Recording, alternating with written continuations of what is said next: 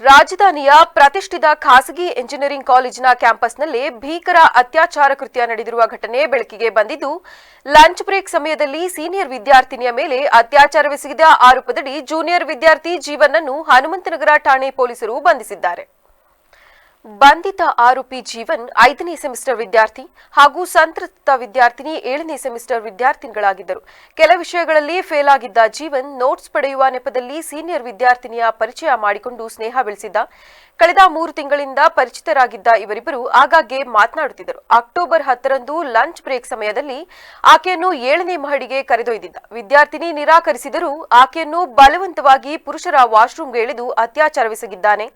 ಅತ್ಯಾಚಾರದ ನಂತರ ಆರೋಪಿ ಜೀವನ್ ಸಂತ್ರಸ್ತೆಯನ್ನು ಗರ್ಭಿಣಿಯಾಗದಂತೆ ತಡೆಯಲು ಮಾತ್ರೆ ಬೇಕಾ ಎಂದು ಕೇಳಿದ್ದಾನೆಂದು ದೂರಿನಲ್ಲಿ ತಿಳಿಸಲಾಗಿದೆ.